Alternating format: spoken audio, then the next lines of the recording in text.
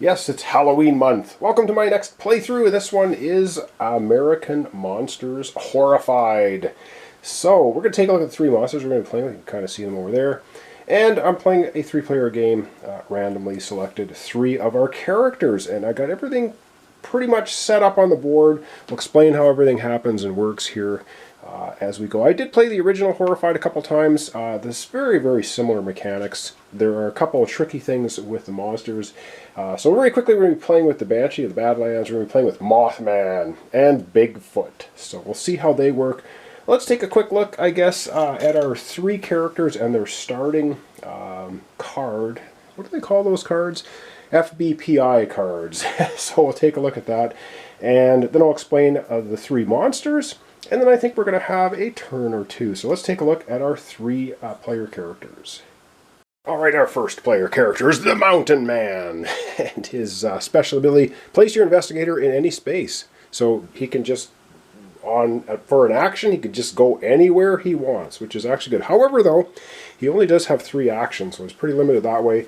But he basically never has to walk anywhere. He just goes wherever he wants. So that's actually pretty good. So we're good with that. And he has set a trap, which is pretty appropriate for him. Choose one. Place a Chupacabra at any location or move any other monster 3 locations. Well, we're not playing with Chupacabra, so we will be able to move any other monster 3 spaces. So it kind of gives you a dual action. And yes, once again, all the tokens are in the Crown Royal bag. The game does come with a bag. I hate it. It's made out of some plasticky, horrid material with a Velcro. Anyway, it ended up in the trash. I have Crown Royal bags, so why do I need it? But it is functional, I will say that, but I did not like it, so I got rid of it. Alright, so that's our first character, the Mountain Man. Alright, let's take a look at our second character. We can just see the top here, the Scout. Alright, so our second character is the Scout. Her special ability, move any investigator or citizen one location. So she can just move characters. Oh, and I should say the Mountain Man started at the ranger station, and he's already on the board there.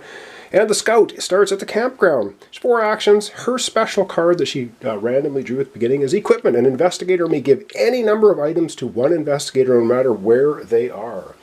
So just sometime during the game we can just exchange items between characters anywhere on the board. It takes no difference. That's our second character, and let's take a look at our third character. You can just see it here, the Agent.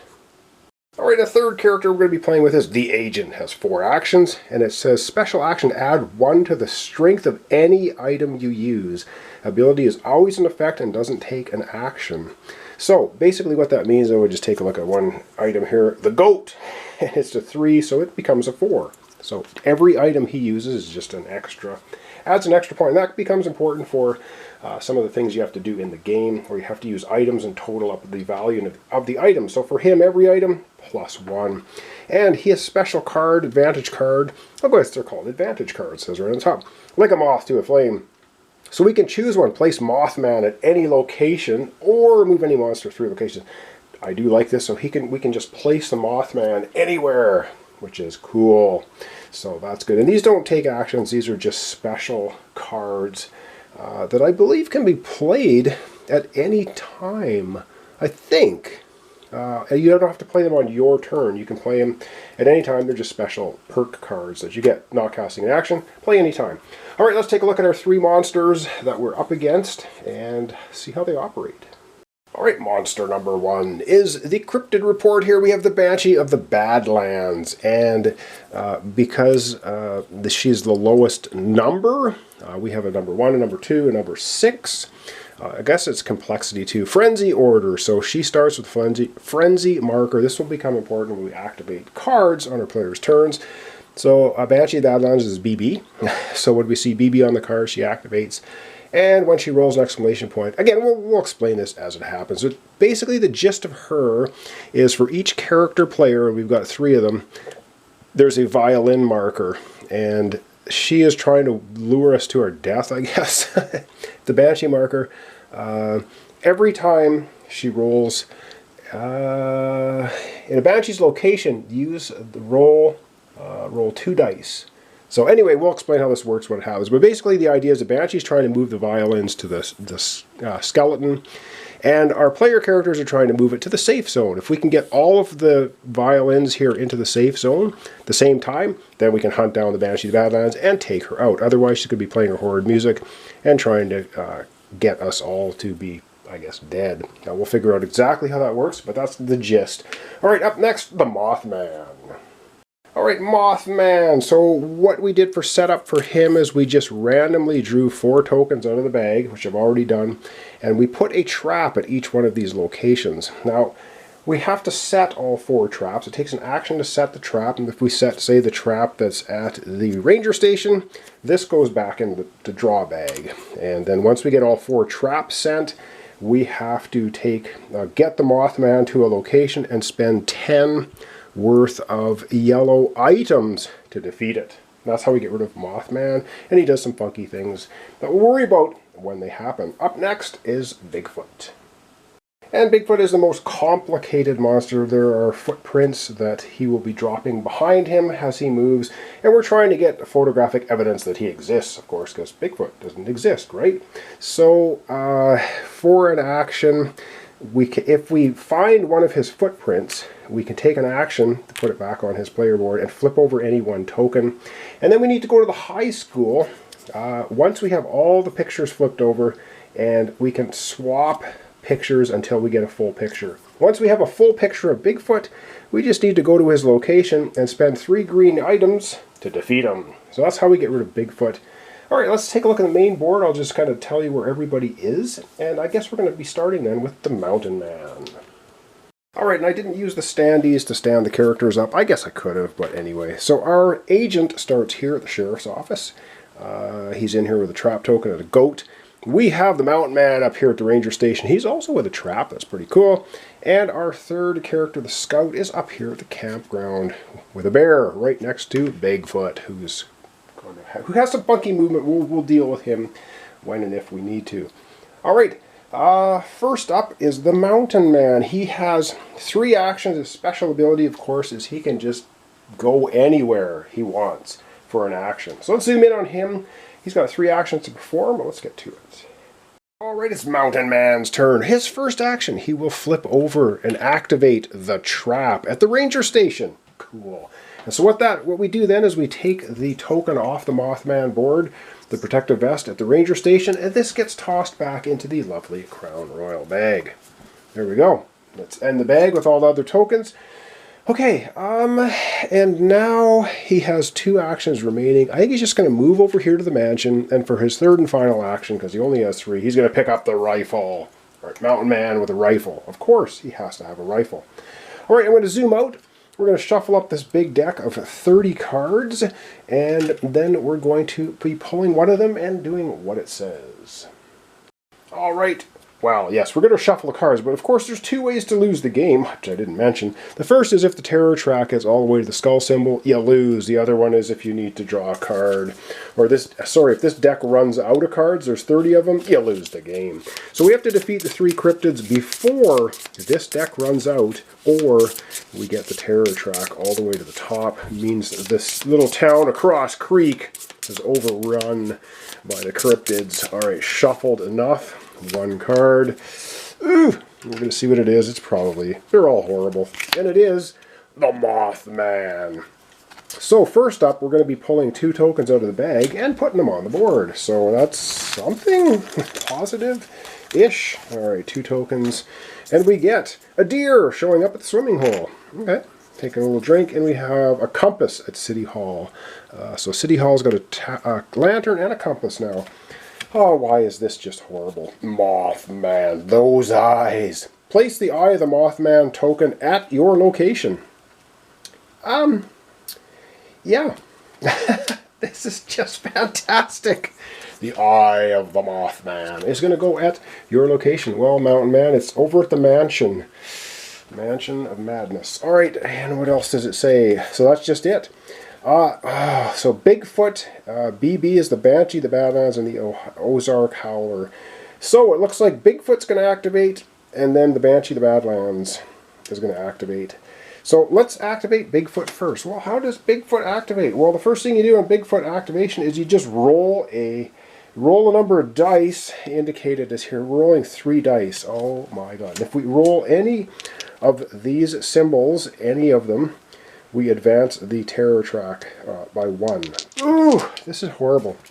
And then Bigfoot will move. So he has a very strange movement, but let's not get an exclamation point. Yes! So basically this means the terror does not increase. However, Bigfoot will now move, and he's going to move the number of spaces here. He's going to move 1 space towards the nearest investigator. So he will actually move to the campgrounds. And when he moves, he leaves behind one of his big footprints. And he will not end his turn in a space with an investigator or a citizen. Citizens, I believe they're called.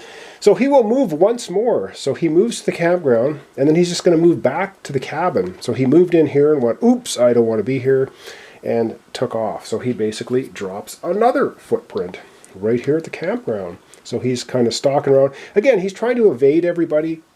That's his movement rules. Very strange, but that's how it works. So yeah, he does kind of wonky things. So instead of like moving and then attacking, he does never attack anybody. He's trying to be elusive. So the first thing we do is we roll dice for him.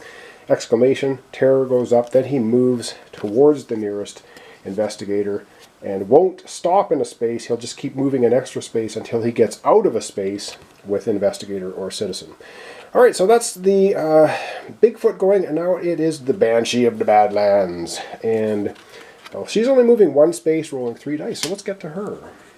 Alright, well, the only place she can move is 1. And now, remember, the monsters are always going for the investigators if they can get to them, so she's just moving from the cemetery out here to town center. No one's around, not going to be rolling any dice. And that's the end of our first of 30 cards. That's the end of the Mountain Man's turn. Up next, we have the Scout. So let's figure out what we're going to do for her 3 actions. I said 3 actions, but of course she has 4 actions.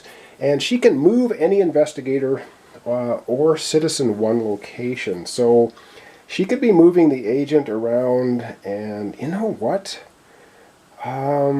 I think she's going to do that to get him away from Mothman. I wonder if that's a good thing to do. Because we're going to have a card. Let me think about this. Well, actually, no. Her first action, she's going to pick up the Bigfoot token. And that means she gets to flip over one of the picture tokens on the Bigfoot card. Let's take a look at it. Alright, so for an action turning in a Bigfoot token, we get to flip over one of these pictures. So we'll go ahead and flip this one over, and we get, ooh, it's the blurry head. Oh boy, that's not in the right location, is it? It's got to be way up somewhere. Okay, that was her first action. Let's go and take the rest of her actions. Alright, well, she has 3 actions remaining. I think she's going to pick up the bear for her second action. So she has an item, the bear. Her third action, she's going to move right here in the same place. She heard Bigfoot stomping around. Hasn't found him, though. He's being elusive. Third action moves to the cabin. Fourth action, she's going to pick up the other Bigfoot footprint. So she's going to hang on to that. Now, you have to spend an action to use it, but she can collect it. So she's picked up some evidence. And what's good about this is she ended her movement on the space with Bigfoot. So if he activates, he will not roll any dice. He's too busy hiding. So that's a good thing, because then the terror track won't go up because he can't roll dice to get the exclamation point. He will still move, though. He will move away from He will treat her as if she's not there, and he will move towards the other closest investigator, if that makes any sense, leaving footprints behind as he goes. So that's pretty cool, because he'll leave another footprint at the cabin she can pick up. Alright, that's the end of that. We're going to zoom out. We're going to grab a card and see what happens. I hope I'm explaining Bigfoot well. It's a little bit complicated. It's not horrible. Alright, her card is, oh, well, the Cross Creek Citizen. Oh, we get 3. We're going to put 3, grabbing 3 tokens out of the bag. This is good, because the more tokens, the better. So grabbing 3, and we get a pickaxe at the campgrounds. Cool! We get a knife at the tavern. Get a knife and fishing pole at the tavern. And we get a goat at the cemetery. Okay, why are there so many goats in the game? Well, when you play with Chupacabra, he eats goats, and you use goats to try and defeat him. So anyway, we're not playing with Chupacabra, but that's why, if you're wondering why there's so many goat tokens showing up That's the reason why. All right, we have to find the park ranger. Place Elena at the ranger station. Move the frenzy marker to the next monster. Move each citizen one space towards their safe location, including her, I believe. Ooh, oh, wow. Oh, wow. Wow, oh, wow. Okay, let's deal with this. I gotta find her, and I'm gonna follow the text. All right, I found her, the park ranger, and she wants to go to the campground. So let's have a look here. Place Ranger Elena at the ranger station. Well, the ranger station's right here with the set trap. She wants to go to the campground, which is right here. So it's going to be a journey of 1, 2, 3, 4, wow, five actions to get over there. Move the frenzy marker to the next monster and move each citizen one space. So she will actually move out here because she's trying to get over here. As I knock Bigfoot's hiding, he's scared, trying to get the campground. All right, and we're going to move the frenzy marker to the next monster. Ooh. And this is pretty horrible because it goes from the Banshee, the Badlands, to Mothman. Now, Mothman, little mothy man, unfortunately, is now the frenzied monster, and that is really bad because when we look at this card, the only one that's going to activate is the frenzied monster, moving 3 spaces, rolling 2 dice. Ooh! All right, let's get him doing that. All right, well, Mothman is going to move up to 3 spaces. The closest person to him is the agent because 1 space, 1, 2 to the scout. So boom! Mothman comes right in here to the sheriff's station where the agent's outside having a cigarette and has his back turned as Mothman comes swooping down, and he's going to be rolling 2 dice. 2 dice for Mothman, and let's see what he rolls. Let's hope he rolls no hits because the agent hasn't gone yet. He has no items. Come on, a couple of blanks. No! This is horrible. All right, well, 1 hit. Now, if the agent had an item, he could discard it for the 1 hit, but of course the agent has no items. So he was having a cigarette and Mothman got him from behind and boom! Knocked him right out. So he's off the board, sadly. Yeah, but at least we didn't roll an exclamation point because that's bad for Mothman. We do not like that. Okay, yeah, all right, well, knocked out. So that's the end of the scout's turn, and yes, we have to increase the terror level by 1 because we've had a player character knocked out. This is not good. All right, here we go. Terror level to 1. And now, that was the end of the scout's turn. We are now over to the agent, who is waking up in the hospital after being blindsided by the Mothman. All right, so the agent just kind of wakes up here at the hospital, giving his head a shake, going, I didn't see a thing. I don't know what happened. Something just got me from behind. So he's got 4 actions, and I think what he's going to do, his first action is to leave the hospital and move over to here, to the tavern. That's going to be 1 action. His second action is to pick up all tokens. You can pick up all tokens for 1 action, so he'll get the fishing rod, fishing pole, and the knife. And remember, for him, every item is 1 stronger than it's showing. So this is a 4 for him, and this is a 4 knife. So that was 1 action, moving to here. Second action, picking everything up. His third action, does he want to go here? He's close to the Banshee. Ooh. Or does he want to go here and maybe start escorting and protecting the park ranger? You know, I think he's going to move here. So 1, 2, 3, and for his 4th action, he might as well go ahead and pick up the lantern. Did I get that right? 1, 2, pick up everything. 3, 4. I mean, he could move 1 space over here with the pocket knife and leave the item, move the park ranger along. No, I think we're just going to leave it there. We're going to leave it there. Yes. Okay, well, that's the agent taking his turn. We zoom out, grab a card, and activate it. All right, it's card time, and these are horrible. And we get, another citizen coming out. Another 3 items on the board. Yes. Yes, I like seeing that at least. Grabbing 3 items.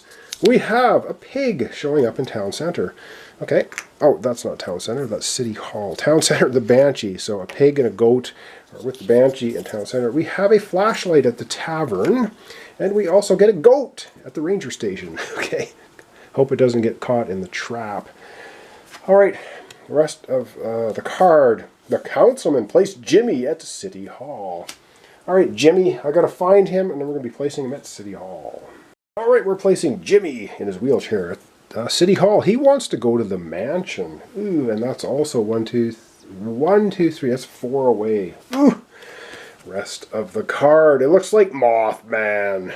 Oh my god, Mothman's going twice in a row. Are you kidding me? Alright, so he's going to move 1 space and roll 1 die.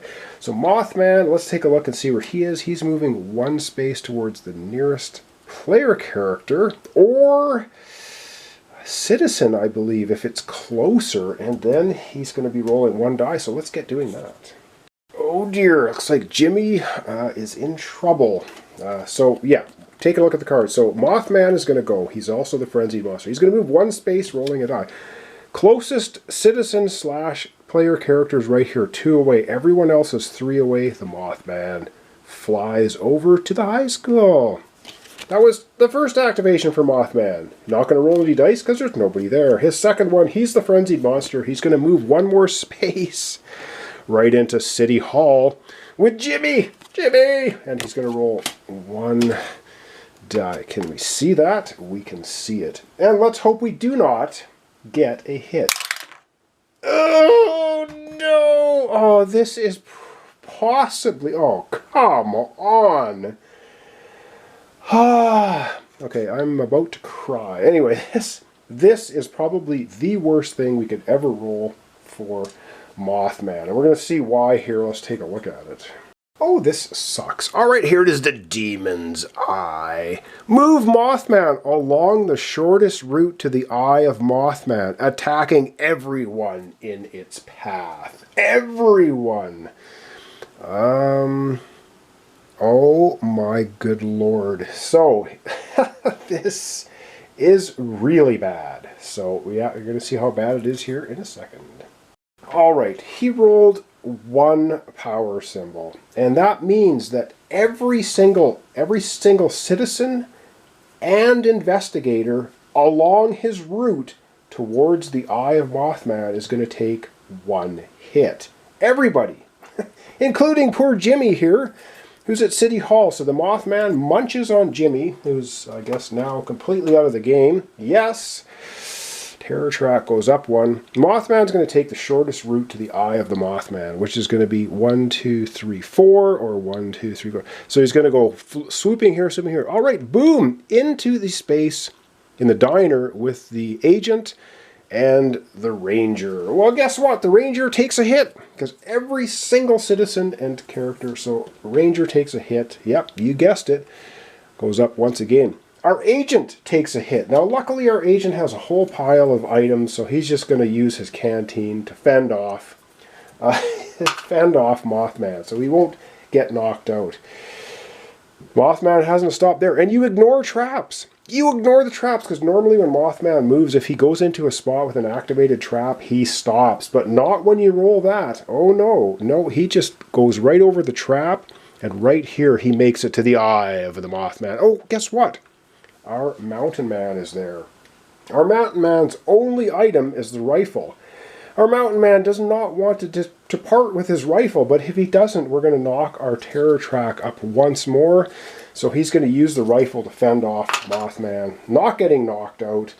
And oh boy, that was absolute garbage. So there you go. And that's the end of that card. We're going to zoom out and wrap up our episode for today. Okay, I thought we were doing semi-okay, and absolutely not. We just got hammered! Hammered by the Mothman. Oh my goodness. We got to get rid of that guy ASAP. I don't even know how we're going to do it. And of course the Eye of Mothman comes out right away. That was absolutely horrible. And to roll on 1 die, 1 in 6 chance. 1 in 6 to get this. Yes, you can see my rolling is terrible. So there we sit. We're already at 3 on the terror track. 4 more terror activities, and we lose the game. So thanks so much for watching along. Thanks for your comments, subscriptions, and likes. It's Halloween season. It's this horrified American monsters playing against the Banshee, the Mothman, and Bigfoot, and we just got handed a pounding by the Mothman. So thanks so much. We'll see you next time for the continuation. Alright, one correction here at the end of the episode, which will not affect gameplay whatsoever. When you pick up a Bigfoot token like this, you immediately flip over one of the pictures. And that's what I did the first time, and the second time I just collected it, which you don't do. You actually, when you pick up the evidence for an action, you flip over one. So let's just go ahead and flip this one over, and we get, looks like an arm. Okay, alright, so we do have 2 tokens flipped over now. Everything else, gameplay-wise, is exactly as it should be. So thanks so much. I'll see you next time. Continuation. Horrified American Monsters.